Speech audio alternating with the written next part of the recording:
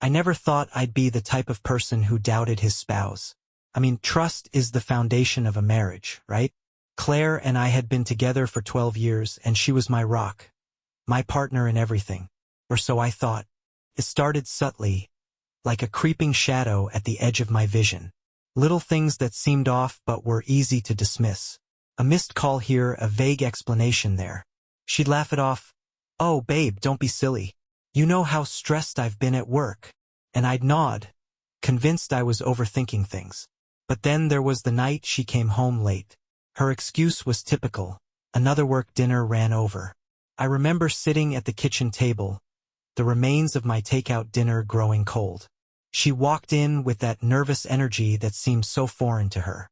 "You wouldn't believe how awful traffic was," she exclaimed, tossing her keys into the bowl by the door. But her face was flushed, and there was a faint whiff of cologne that wasn't mine. I didn't press her that night, but the doubt festered. It became a constant hum in the back of my mind, growing louder each time she had another client meeting or stayed late at the office. It was like living with a tiny crack in the windshield, spreading with each mile until the whole thing was at risk of shattering.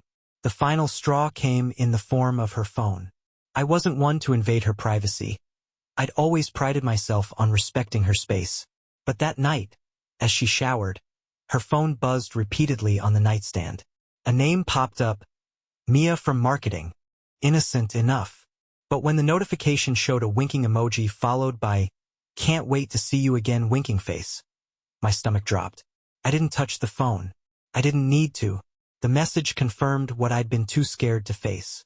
When I confronted Claire about the text, her reaction wasn't what I expected. She didn't stammer or apologize. No, she turned it back on me. "Are you seriously going through my phone now?" she asked, her voice dripping with incredulity. "What's wrong with you, Jack? Do you not trust me?" "I didn't go through it," I said. "It buzzed, and I saw the notification." "Oh, so now you're spying on me?" Her arms crossed, and her tone grew sharper. "God, Jack, do you hear yourself? You're acting paranoid." Paranoid. That word stuck like a thorn in my side. She spoke it with such conviction that, for a moment, I wondered if she was right. Was I imagining things? Was I becoming one of those overly suspicious husbands who sees infidelity in every shadow? I apologized. I actually apologized. But that night, as Claire slept soundly beside me, I stared at the ceiling, knowing I couldn't let it go. Something was wrong. Something she was desperately trying to keep hidden. The gaslighting had begun, and I was trapped in the maze of her lies, doubting my own instincts. After that night, everything Claire did seemed calculated to make me feel like I was losing my grip on reality. Every instinct I had was subtly undermined. Every concern brushed aside as baseless paranoia. When I asked her about Mia from marketing, she sighed dramatically, as though I'd accused her of a crime. "Oh my God, Jack," she said, rolling her eyes. "Mia's my work friend. She's got a weird sense of humor. You'd know that if you ever bothered to ask about my day." I tried to let it go, but my suspicions grew heavier by the day. The late nights became more frequent, her excuses more rehearsed. Yet every time I voiced even the slightest doubt, she turned the tables expertly. "You've been so insecure lately," she said one morning over coffee. "It's like you're inventing problems. Do you need to talk to someone? Maybe see a therapist." A therapist. She said it with such genuine concern that, for a moment, I actually considered it. Maybe she was right. Maybe I was spiraling for no reason. After all, she hadn't given me any real evidence. Just a gut feeling that something was off. But then the little things started adding up. There was the scarf, for instance. One evening, she came home wearing a scarf I'd never seen before. It was a vivid red, standing out against her usual muted wardrobe. "Nice scarf," I said casually. "New." She hesitated just for a fraction of a second. "Oh yeah, I picked it up during lunch with Mia last week. Do you like it?" I nodded, but her answer didn't sit right. Claire was meticulous about her wardrobe. She planned every purchase, agonizing over details like fabric and brand. Impulse buys weren't her style. Then there were the phone calls she'd take in hushed tones. always stepping into the other room. If I walked in unexpectedly, she'd hang up mid-conversation and smile as if nothing was amiss. Claire became increasingly adept at flipping the script whenever I tried to press her. One night, I asked her outright if there was someone else.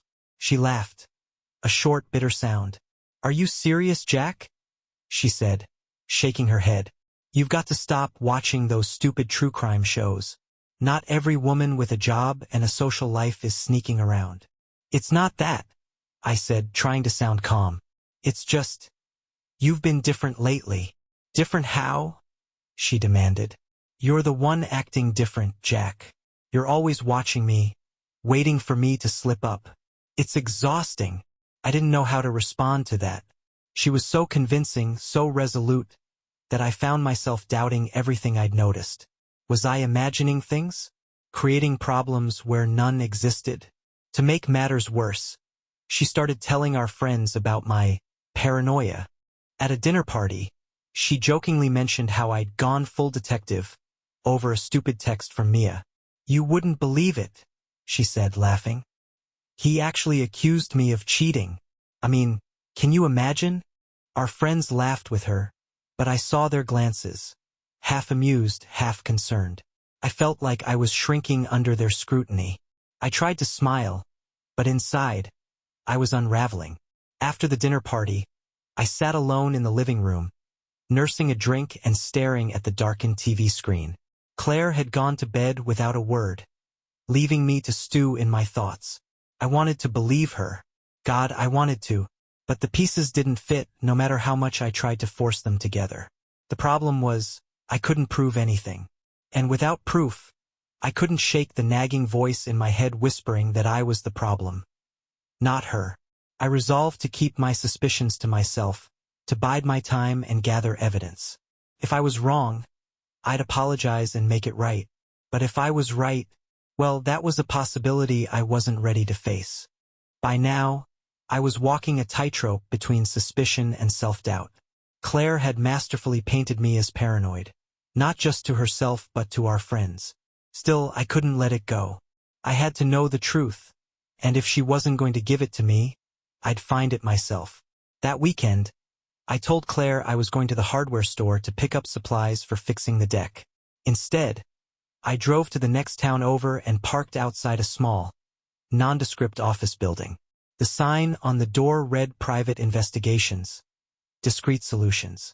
Inside, the air smelled faintly of old carpet and stale coffee.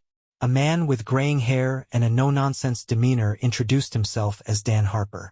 His handshake was firm, his expression unreadable. "So," he said, gesturing for me to sit, "what brings you here?" I hesitated, feeling the weight of my decision. "I think my wife is cheating on me." He nodded, as if he'd heard the same story 1,000 times. "What makes you suspect that?" I explained everything. The late nights, the cryptic text from Mia, the scarf, the gaslighting. He listened without interrupting, taking notes on a yellow legal pad. "Sounds like you've got enough to warrant some digging," he said when I finished. "What are you hoping to find?" "The truth," I said, my voice firmer than I felt. "Whatever it is." Dan didn't waste any time. Within days, he had set up discreet surveillance, following Claire when she left for work, tailing her during her supposed client meetings, even monitoring her social media activity.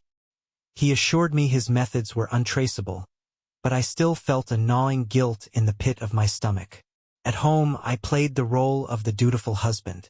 I kept my tone light, my questions casual. If Claire noticed anything, she didn't show it. In fact, she seemed more relaxed than ever, as if my suspicions were nothing but an amusing blip in her otherwise perfect life. But behind the facade, I was spiraling. Couldn't eat, couldn't sleep. Every time her phone buzzed or she left the room to take a call, my mind raced with worst-case scenarios. The first real breakthrough came a week later. Dan called me in the middle of the day, his tone brisk. "We've got something," he said. "Can you meet me at my office?" I left work early, my heart pounding as I drove to the PI's office. When I arrived, Dan handed me a manila envelope. Inside were photographs, grainy but clear enough to make my stomach drop. One photo showed Claire walking into a boutique hotel downtown. Another captured her in the lobby, laughing with a man I didn't recognize.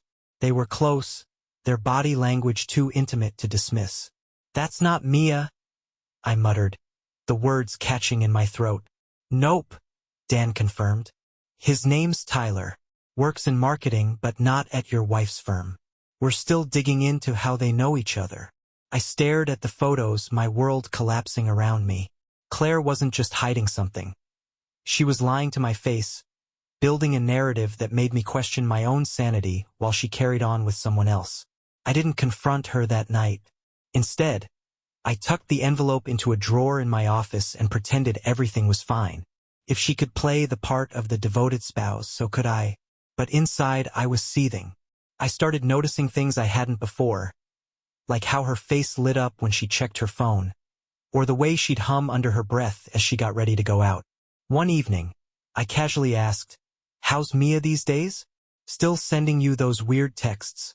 Claire barely looked up from her plate. "Oh, she's fine." "Why?" "Just curious," I said with a shrug. "Haven't heard you mention her lately."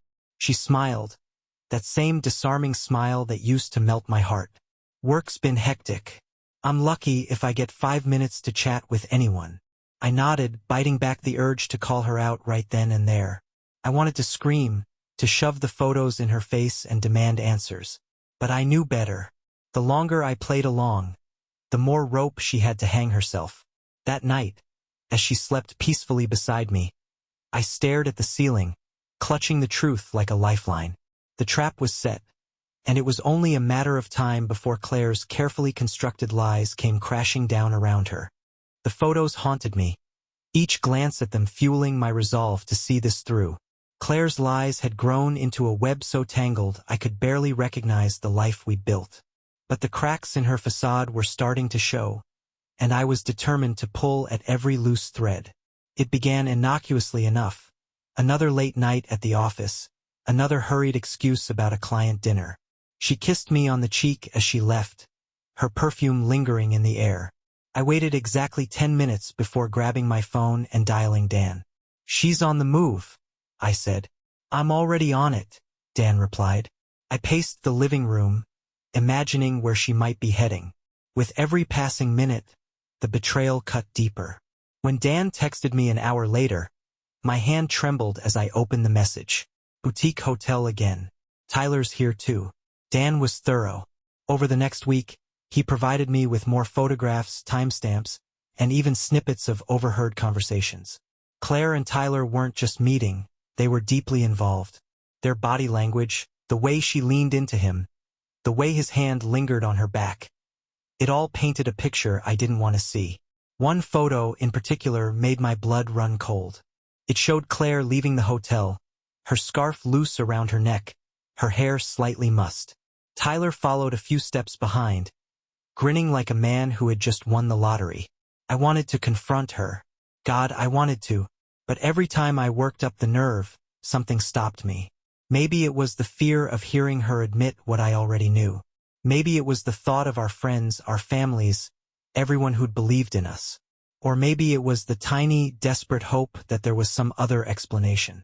Instead, I played the long game.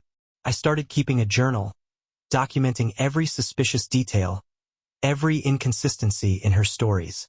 I needed a complete picture, not just for my sanity, but for the inevitable fallout. If Claire thought she could gaslight me into doubting myself, she had another thing coming. The turning point came on a Saturday morning. Claire was heading out for a yoga class she'd suddenly taken an interest in. As she laced up her sneakers, I asked, "Want me to come with you? I've been meaning to get back into shape." She froze for the briefest moment. A flicker of hesitation so slight I might have missed it if I wasn't watching her like a hawk. "Oh, it's just a beginner's class," she said, her tone light. "You'd be bored. Besides, you hate yoga." "True," I said, forcing a laugh. "But it might be nice to try something new." She gave me a quick kiss and grabbed her bag. "Next time," she promised, before slipping out the door. I waited 5 minutes before following her. I trailed her to the gym she claimed to frequent, parking a few spots down. My heart hammered as I watched her walk inside, bag slung casually over her shoulder. For a moment I thought I was wrong. Maybe she really was here for yoga. Then I saw him. Tyler. He strode into the gym after her, carrying nothing but his car keys and a confident smirk. My stomach churned as I watched them exchange a quick glance before disappearing inside. I couldn't sit still. I got out of the car and entered the building, keeping a safe distance. The receptionist didn't even glance up as I slipped past the front desk and down the hallway. I found them in a small studio room, tucked away from the main floor. The door was slightly ajar, and I peered inside, careful not to make a sound. There they were, standing too close, their voices low. Tyler reached out, brushing a strand of hair from her face, and she laughed softly. It was a sound I hadn't heard in months, a sound that used to be just for me. I couldn't take it anymore. My chest felt tight, and the walls seemed to close in around me. I left before I did something I'd regret. That evening, Claire was all smiles as she recounted her yoga class. She even suggested I join her next week, her tone so casual I almost laughed. "Maybe I will," I said, meeting her gaze. For a moment, something flickered in her expression. Uncertainty, maybe even fear. But she recovered quickly, her smile never wavering. As she chatted about her day, I felt a strange calm settle over me. The evidence was piling up, and the time for confrontation was drawing near. But when I confronted Claire, it wouldn't just be about her affair. It would be about the lies, the manipulation, the months of making me doubt my own mind. She thought she had the upper hand. She thought I was blind. She had no idea what was coming. By now, I had everything I needed: photographic evidence, timelines, and a journal full of every lie and inconsistency. But I wasn't ready to pull the trigger just yet. If Claire wanted to gaslight me, I'd make sure to show her just how wrong she was to think I'd fall for it. Instead of confronting her outright, I began laying the groundwork for the final reckoning. One evening, while Claire was at one of her client dinners, I installed a small voice recorder in her car. It was discreet, tucked beneath the passenger seat, and set to activate whenever the car was in use. I felt a pang of guilt as I placed it, but the thought of her with Tyler erased any hesitation. The next morning, I combed through the recordings while she was in the shower. Most were mundane, calls to her office, music playing softly in the background. But then I hit the jackpot. Call to Tyler. "I can't wait to see you tonight," she said, her voice soft and playful. "Jack's working late, so I'll swing by after dinner." My grip on the headphones tightened. That was all the confirmation I needed. The next step was following the money. I hadn't paid much attention to our joint bank account before, but now I scrutinized every transaction. It didn't take long to find something suspicious. Charges at upscale restaurants I'd never been to, hotel bookings under her name, and even a pricey gift shop purchase that certainly wasn't for me. One charge stood out: a boutique jewelry store downtown. I remembered seeing the name on her credit card statement weeks ago, but she'd dismissed it when I asked. "Oh, that was for Mia's birthday," she'd said. I chipped in for a bracelet, but the amount, $2,000, was far too much for a casual gift. I called the store pretending to be her and asked for details about the purchase. The clerk, eager to be helpful, described a men's luxury watch engraved with the words, "To T, forever yours." My stomach twisted as the final piece clicked into place. I planned my next move carefully. If Claire wanted to gaslight me, I'd use her own tactics against her.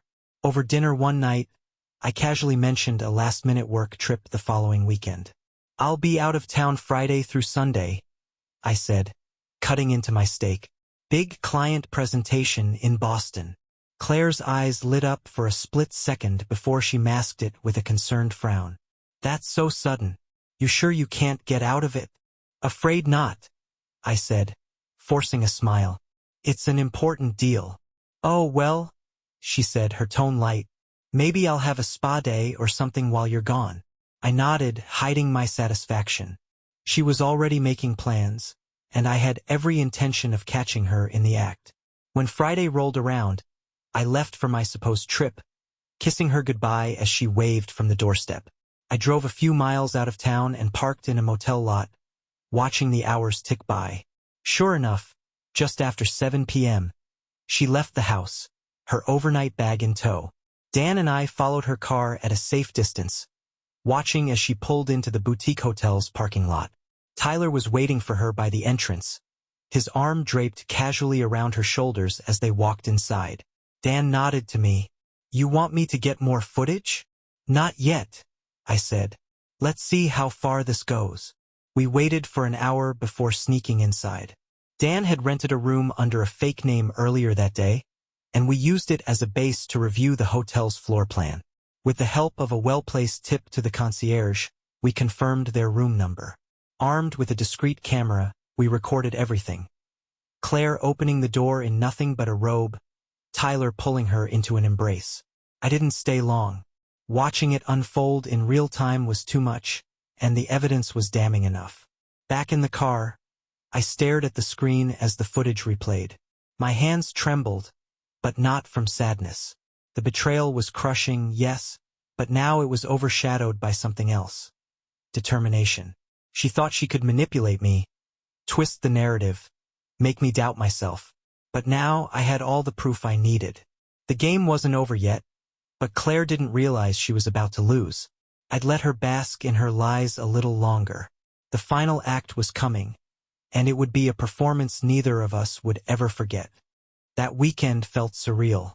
Watching Claire return home Sunday morning, wearing the same scarf from the night before, was almost laughable in its predictability. She waltzed into the house with a carefree air, her makeup touched up just enough to hide her overnight escapades. "Hey, babe," she called out, spotting me in the living room. "How was Boston?" "It went well," I replied, my voice calm, steady. "How about you? Relaxing weekend?" She nodded, dropping her bag by the stairs. "Oh, just a lot of errands and a bit of self-care. Nothing exciting." Her audacity would have been impressive if it hadn't been so infuriating. Every word out of her mouth was a calculated lie, crafted to keep me in the dark. But I wasn't in the dark anymore. I was miles ahead, and she had no idea. Over the next week, I meticulously planned the confrontation. It wasn't enough to simply call her out. I needed it to be irrefutable, undeniable, and, most importantly, public. Claire had spent months twisting the narrative, painting me as paranoid and insecure. This time, there would be no room for her to gaslight or manipulate. I began assembling the evidence like pieces of a puzzle. The photos, the hotel receipts, the audio recordings, and the damning footage of her and Tyler, all neatly organized and time-stamped. I even went so far as to include a copy of the jewelry store receipt, complete with the engraving details.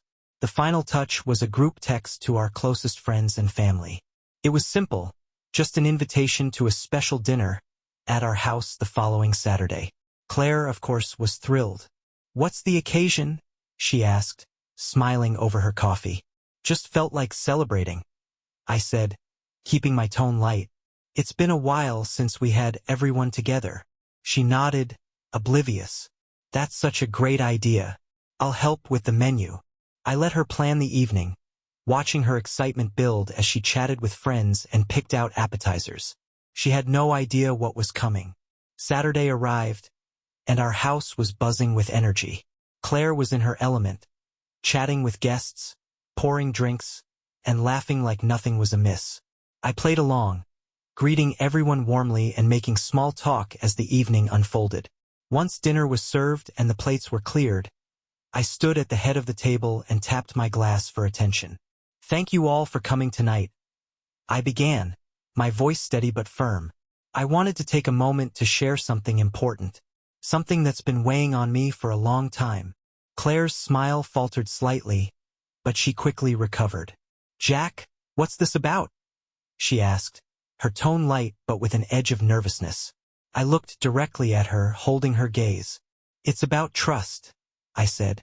"And what happens when that trust is broken?"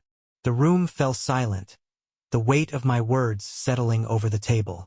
I reached for the folder I'd placed under my chair and set it on the table in front of me. "For months, I've been questioning things," I continued, my eyes never leaving hers, doubting myself, wondering if I was crazy, or paranoid, or imagining things. But I wasn't. I opened the folder, pulling out the first photograph, the one of her and Tyler entering the boutique hotel. I slid it across the table toward her, watching as her face drained of color. "What the hell is this?" she stammered, her voice rising. "It's the truth," I said calmly. "The truth you've been hiding. The truth you've been lying about." Claire's initial reaction was denial, of course. She tried to laugh it off, calling it a misunderstanding, claiming Tyler was just a friend. But the evidence kept coming. Every photo, every receipt, every recording, each one a nail in the coffin of her deceit. The guests sat in stunned silence, some exchanging awkward glances, others openly gaping. Claire's attempts at damage control became increasingly frantic, but there was no escaping the truth. By the time I played the recording of her phone call with Tyler, she had nothing left to say. Her facade crumbled, and the room was filled with the sound of her hollow excuses. When the guests finally left, Claire and I were alone. She sat on the couch, her face buried in her hands. For a long time, neither of us spoke. "I loved you," I said quietly. "I trusted you, and you made me doubt myself." She looked up, her eyes red and swollen. "Jack, It's over, Claire," I said, cutting her off. "Pack your things." And just like that, the storm was over. I had my truth. She had her consequences. And for the first time in months, I felt like I could finally breathe. The days following the dinner party felt like a strange dream. The silence in the house was deafening without Claire's constant presence. She had left that very night, gathering a hastily packed bag and walking out the door without looking back. I thought I'd feel triumphant, vindicated after months of her gaslighting and deceit. Instead, I felt hollow. Even after everything, there was still a part of me that had wanted her to prove me wrong, to explain it all away in some implausible but innocent way. But there was no innocence in what she'd done. The evidence was clear, the betrayal undeniable. The fallout from the dinner party rippled through our social circle like an earthquake. Friends and family flooded my phone with messages, some offering support, others expressing shock. A few even admitted they'd noticed something off about Claire's behavior but hadn't wanted to meddle. "She always seemed so perfect," one friend texted. "I guess you never really know people." I avoided replying to most of them. I didn't want to rehash the events of that night, and I certainly didn't want to entertain anyone's morbid curiosity. Instead, I focused on picking up the pieces of my life. Claire, of course, wasn't content to let things end quietly. She called, texted, and emailed me incessantly in the days that followed. "Jack, I made a mistake." One text read, "Please let's talk. We can fix this." Another email was more desperate. "You have to understand. It didn't mean anything. I never stopped loving you." But I couldn't bring myself to respond. I wasn't ready to hear her excuses, to see her face, or to risk being pulled back into her web of manipulation. The damage was done, and there was no going back. With Claire gone, I turned my attention to the practical matters. I hired a divorce attorney, who assured me that the mountain of evidence I'd collected would work heavily in my favor. "She'll have a hard time disputing fault," my lawyer said, flipping through the folder of photos, receipts, and recordings. "You've been thorough." I nodded, feeling a grim sense of satisfaction. If Claire thought she could walk away unscathed, she was sorely mistaken. One of the strangest parts of the aftermath was hearing from Tyler's wife, or rather, his ex-wife-to-be. She called me out of the blue one afternoon, her voice trembling with a mix of anger and exhaustion. "I found out about Claire through the photos you sent to our lawyer," she said. "Thank you for that, by the way. It confirmed what I'd suspected for months." "I'm sorry you had to find out this way," I said, genuinely meaning it. "No, don't be. If anything, I'm grateful. At least now I can move on." We talked for a while, comparing notes on their lies and inconsistencies. It was oddly cathartic, sharing our experiences and realizing just how similar their patterns of deceit had been. One evening, about a month after Claire left, I sat on the back porch with a beer in hand, watching the sun dip below the horizon. For the first time in what felt like forever, I felt a sense of peace. The house was quiet, yes, but it wasn't heavy with suspicion and doubt anymore. It was just still. And in that stillness, I found a glimmer of hope for the future. Claire made one final attempt to reconcile, showing up unannounced at the house late one night. I opened the door to find her standing there, looking disheveled and tearful. "Jack, please," she said, her voice breaking. "I can't believe I ruined us. I'll do anything to make it right." I stood there for a moment, staring at the woman I'd once loved more than anything in the world. But all I could see was the betrayal, the lies, the months of her making me doubt my own mind. "I think it's time we both move on," I said quietly. "Goodbye, Claire." I shut the door before she could respond, her muffled sobs lingering on the other side. In the weeks that followed, I began to rebuild my life. It wasn't easy, but each day felt like a step away from the wreckage of our marriage. I focused on work, on hobbies I'd neglected, and on reconnecting with friends I'd distanced myself from during the ordeal. And slowly, bit by bit, I began to heal. The scars Claire left behind would always be there, a reminder of the pain she caused. But they also served as a lesson, a reminder of my strength, my resilience, and my ability to rise above the lies and manipulation. For the first time in a long time, I felt free. The silence in the house that once felt heavy had transformed into something liberating. Claire's departure left a void, yes, but it also cleared the air. No more lies, no more tension. It was just me and my thoughts, which were becoming less chaotic by the day. I started to rediscover parts of myself I'd forgotten during the slow erosion of our marriage. Hobbies I'd abandoned, friends I hadn't seen in months, dreams I'd shelved because I was too caught up in trying to hold a broken relationship together. One of the first things I did was reach out to my best friend, Mike. He'd been texting me regularly since the dinner party, offering support without prying. I finally took him up on his offer to grab a beer, and it felt like stepping back into an old, comfortable rhythm. "Man, I can't believe you put all that out there like that," Mike said, shaking his head as he sipped his drink. "But honestly, she deserved it." I nodded, a faint smile tugging at my lips. It wasn't easy, but it felt right, like I needed everyone to see the truth, not just me. "Well, you handled it better than I would've. I'd be sitting in a jail cell if I found out someone did that to me." We both laughed, and for the first time in weeks it felt genuine. Back at home, I threw myself into work. My boss, who'd noticed my recent distraction, was surprisingly understanding when I explained the situation. "Take whatever time you need, Jack," he said. "Just don't let this eat you alive." It was good advice, and I took it to heart. I started going to the gym again, something Claire always teased me about never sticking with. But this time, it wasn't about proving anything to anyone. It was about reclaiming a sense of control. I even started cooking again, real meals, not just microwave dinners. There was something therapeutic about chopping vegetables and experimenting with recipes, even if it was just for one. Tyler's ex-wife, Lauren, and I kept in touch sporadically.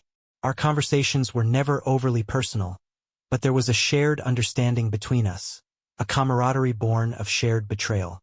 "You seem to be doing better," she said during one of our calls. "I know it's hard, but you're handling it with a lot of grace." "Thanks," I said. "Honestly, hearing your perspective has helped more than you know.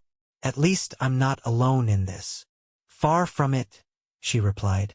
"And if you ever need to talk or vent, you know where to find me." I wasn't sure if anything more would come of our connection, but for now, it was nice to have someone who truly understood what I was going through. Of course, moving on wasn't entirely linear. Some days, I felt like I was finally free of Claire's hold on me. Other days, her ghost loomed large, memories of the good times tainted by the weight of her betrayal. I'd catch myself wondering if she was still with Tyler, if she was happy, if she ever regretted what she'd done. But I stopped myself from lingering on those thoughts too long. They were a dead end, a rabbit hole I had no interest in falling down. One evening, as I sat on the porch watching the sunset, my phone buzzed with a message from Lauren. "Hope you're doing okay. Let me know if you want to grab a coffee sometime." No pressure. I stared at the screen for a moment, a mix of emotions swirling in my chest. I wasn't sure if I was ready for anything new, but the idea of companionship, even just as friends, wasn't as daunting as it once was. I typed a quick reply, "Coffee sounds good. How about this weekend?" As I hit send, a strange sense of calm washed over me. The wounds Claire left behind were still there, but they were healing slowly but surely. And maybe, just maybe, there was room for something or someone new in my life. For the first time in months, I felt a glimmer of hope. The storm had passed, and while the road ahead wasn't entirely clear, it was mine to walk. The coffee meeting with Lauren was the first time in months I felt like I could breathe around someone else. We met at a small cafe tucked into the corner of a quiet street, the kind of place you'd never find unless you were looking for it. I arrived a few minutes early, my nerves jangling as I scanned the menu and tried to decide if a cappuccino made me look casual or overly self-conscious. Lauren arrived right on time, her smile warm but subdued. She wore a simple sweater and jeans, her hair tied back in a loose ponytail. Nothing about her appearance screamed effort, yet she looked effortlessly put together, a stark contrast to Claire's carefully curated perfection. We started with the usual small talk, work, hobbies, the weather, but it wasn't long before we slipped into the deeper stuff. There was something about sharing mutual wounds that made it easier to cut through the surface-level pleasantries. "I don't know about you," Lauren said, stirring her tea, "but some days I feel like I'm finally moving on, and then something small will set me back.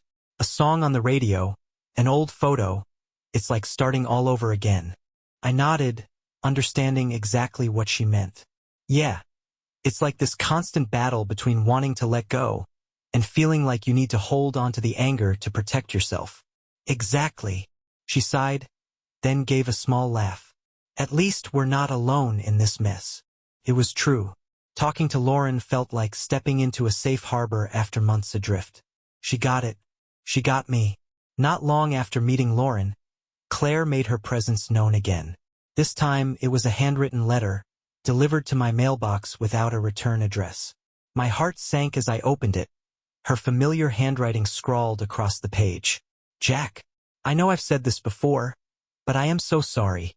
Losing you has been the hardest thing I've ever faced, and I can't help but think about all the ways I ruined what we had. I know you might never forgive me, but I hope one day you'll find it in your heart to understand that I never meant to hurt you. Claire." The letter was short, almost impersonal, as if she'd written it more for her own catharsis than for me. I folded it neatly and placed it in the drawer where I kept all the evidence of her betrayal. It felt fitting, somehow another artifact of the past, locked away where it couldn't hurt me anymore. As I moved forward, I realized that closure wasn't something Claire could give me. It was something I had to find within myself. I started seeing a therapist, not because I felt broken, but because I wanted to make sense of everything that had happened. "You've been through a lot," the therapist said during our first session. "It's okay to grieve the life you thought you had." That simple statement hit me harder than I expected. For so long, I'd been focused on what Claire had done to me that I hadn't allowed myself to mourn the loss of what we'd built, or what I thought we'd built. Forgiveness didn't come quickly, and it didn't come for Claire, not exactly. But I learned to forgive myself, for trusting her, for staying blind to the signs, for doubting my own instincts. And in forgiving myself, I found a strange sort of peace. It wasn't about excusing what she did. It was about releasing the weight of her actions from my shoulders. Lauren and I continued to meet for coffee, our conversations growing more comfortable and candid with each passing week. There was no rush, no pressure, just two people learning to navigate life after betrayal.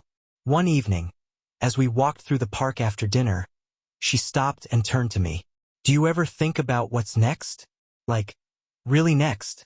I smiled, the question catching me off guard but not unpleasantly so. "I think about it all the time," I said. "And for the first time in a long time, I'm not afraid of it." She smiled back, and for a moment, everything felt possible.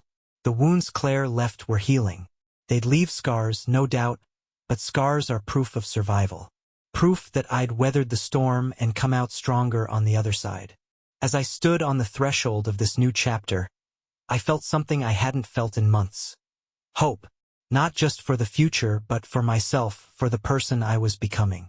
And for the first time in a long time, that felt like enough.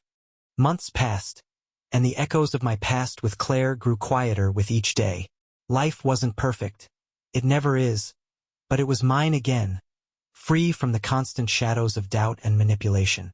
The storm that had upended my world had passed, leaving behind a strange calm, one I had slowly learned to embrace. The divorce was finalized without much fanfare. Claire didn't contest anything, likely knowing the evidence I had would make any argument futile. When the papers arrived in the mail, I stared at them for a long moment before signing. My hand didn't shake. My heart didn't race. It felt like signing off on the end of a chapter I'd already finished reading. I texted my attorney to confirm the documents were on their way, and then sat back, letting out a breath I didn't realize I'd been holding. It was done. The last I heard from Claire was an email, sent the day the divorce was finalized. It wasn't a plea or an attempt at reconciliation, but rather a farewell. Jack, I know you'll never want to hear from me again, but I wanted to say one last thing. I'm sorry for everything, truly. You didn't deserve what I did to you, and I'll carry the weight of that guilt forever. I hope you find happiness, the kind I couldn't give you. Goodbye, Claire. I didn't respond. There was nothing left to say. Her words didn't sting or stir old wounds. They felt like the closing note of a song I no longer cared to hear. By the time summer rolled around, my life felt lighter. The house, once filled with the memories of a broken marriage, now reflected the person I was becoming. I redecorated the living room, donated the furniture Claire had picked out, and even planted a small garden in the backyard. A simple but meaningful symbol of growth. Lauren and I grew closer during this time, though we kept things slow. It wasn't about rushing into something new, but rather about enjoying the connection we'd found. On weekends, we'd go hiking or explore local farmers markets. She had a quiet strength, a resilience born of her own struggles, and it was a comfort to have someone who truly understood. One evening, as we sat by the fire pit in her backyard, she turned to me with a thoughtful expression. "Do you ever regret it?" she asked. "Not what she did, but everything else. The years you spent together." I considered her question carefully. "No," I said finally, "because those years taught me who I am, and who I'm not willing to be again. I'll carry the lessons, but not the regret." She smiled, her eyes reflecting the flickering flames. "That's a good answer." Forgiving Claire wasn't easy, but it was necessary. Not for her, but for me. Holding on to anger felt like keeping an anchor tied around my neck. Letting it go didn't mean forgetting or excusing her actions. It meant choosing not to let them define me. One day, I found myself walking along the beach, the waves lapping gently at my feet. I picked up a small, smooth stone and held it in my hand, feeling its weight. It reminded me of the burdens I'd carried for so long. With a deep breath, I hurled it into the ocean, watching as it disappeared beneath the waves. It wasn't some grand symbolic act, but it felt like one. Lauren and I eventually took the next step, though we approached it with care. It wasn't about filling a void, but about building something honest and real. We didn't rush, but every day felt like a step towards something meaningful. And me? I was learning to love the life I was creating. The betrayal I'd endured no longer felt like a defining moment, but rather a turning point, a catalyst for growth. One evening, as I sat on my porch watching the sun dip below the horizon, I realized I wasn't waiting for closure anymore. I wasn't replaying old conversations or wondering about the what-ifs. I was simply here in the moment, content. The weight of the past was gone, replaced by a quiet strength. Life wasn't perfect, but it was mine, and for the first time in a long time that was more than enough. The storm had passed. The sky was clear, and I was ready to move forward.